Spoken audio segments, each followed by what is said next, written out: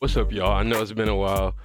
So Ice Cold here, back with another video. And I know y'all probably thinking, dang, where you been at? What's going on? Just, going through life, man. 2020's been tough on me, mentally, especially. But today I just want to talk about how to get better at Valorant, because that's the game that I've been playing 98% of the time, besides Aim Lab, I guess, if you count that as a game. So I'm going to show y'all some of the training exercises that I actually do when I'm doing my warm-up before I actually get on Valorant. Now, one thing I do want to mention is that I'll say the best way to improve is to kind of add this in the middle of your session. So let's say you play 6 games or so, right? Before you play Aim Labs, get your warm-up in. After your first 2 games, just come right back. Go through those drills again, just to kind of keep refreshing it. And then I would say maybe after every 2 or 3 games, just come back, Aim Labs, do your warm-up routine, or the one I'm about to show you, and then before you even go to sleep at night, like, I try and do it a few times a day. That way, just getting that practice in. And as you can see, from my activity over the last couple weeks, like, I've been going hard, like going really hard. Like, you see, before that, it's just all black, like I haven't used it in so long. But I have noticed that ever since I have been using Aim Labs kind of like all the time now, I do perform better as far as my reaction time. My accuracy has improved a little bit. I was already like decent in terms of accuracy, but I feel like in terms of Valorant as a game, aim comes into play, reaction time, but also knowing the map. So your positioning, playing the angles, that's what's really gonna propel you up to those higher elos. Now, as you'll see later, I'm still not radiant. I'm still not at the high elo that I want to be at.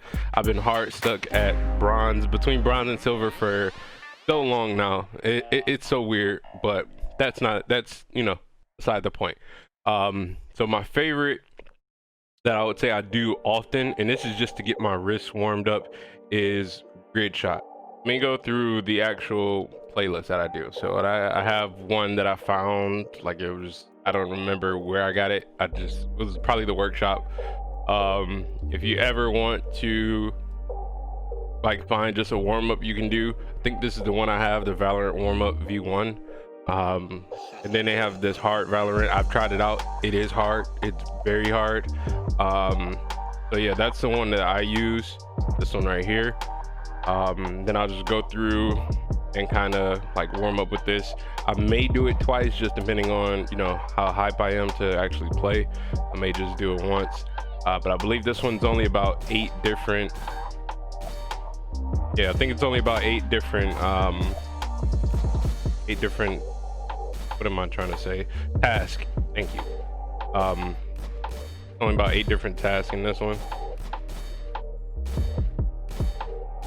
Like I said, I'm not the fastest, but I mean, just doing this every day, this is better than I was on the first day.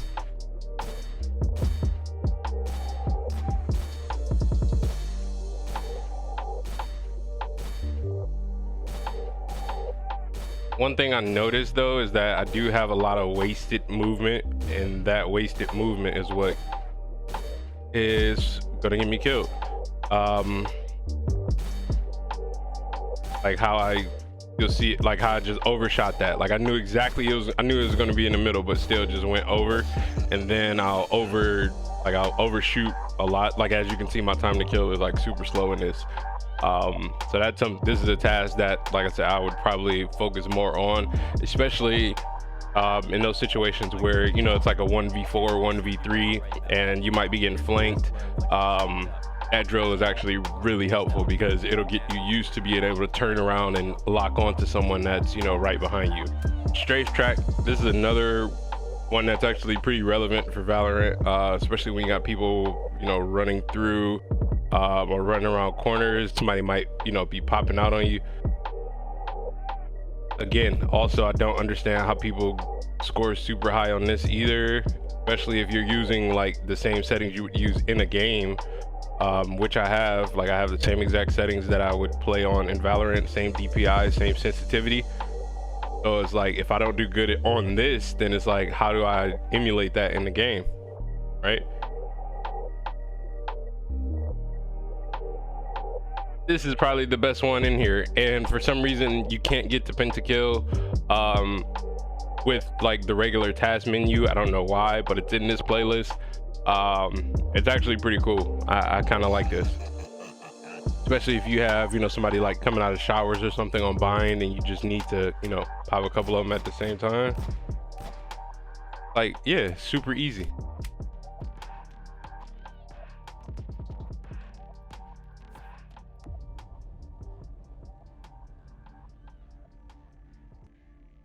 Yeah, for all those people, you know, aim lab is different than shooting a dummy or shooting a person. Yeah, that's why you go to the range. All right, and this is actually my sensitivity right here. So 0.43, my DPI is on 1200 on my mouse. You just go to practice.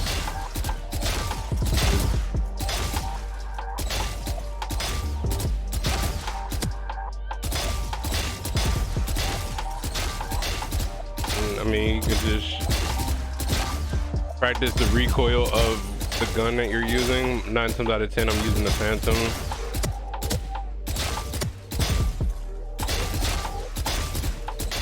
And this is also a good, actually pretty loud, but this is also a good like training to get your crosshair placement together, because you see exactly, you know, the body height, or the, you know, the height of all the dummies, same height as all the other characters. But just get you used to having that crosshair placement.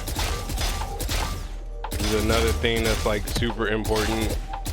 Everybody that, you know, plays CSGO, that plays this game, is just saying, oh man, your crosshair placement is, you know, the most important thing.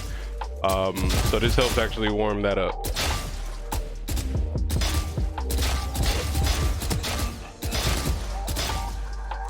Another thing someone taught me is over here, you take this corner, you see how you have this angle right here,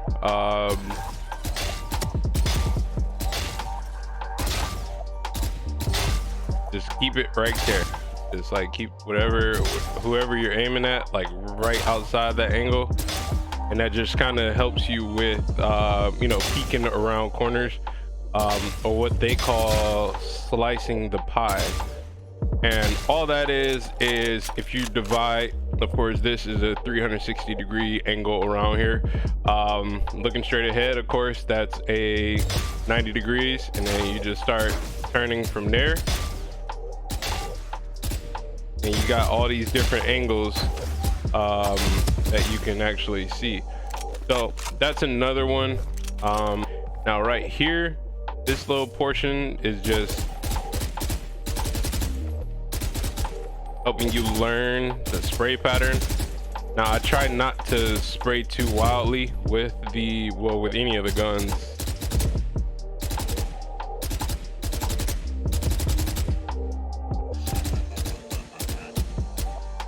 Yeah, just like one tap it if you can. At most I like to shoot like a 3-round burst, so 30 meters.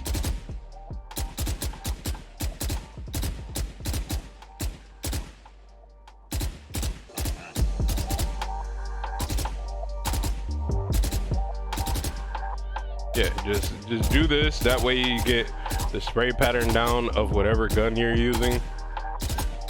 Like I said, I use the Phantom most of the time, but you know, even if you're a Vandal user, just swap it out.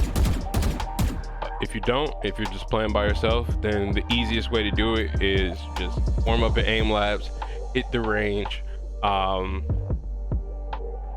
get your crosshair placement together, get your aim together, and just get yourself warmed up. Now, like I said, I'm just hard stuck in bronze. You know, I was silver, so we win, we lose, 4-13. Come on, like I was the team. I tried. I did what I could do. Okay, I did what I could do that game. But yeah, that's gonna be it for the warm-up video. Now I'm actually gonna just get into some Valorant. So see y'all in the next one.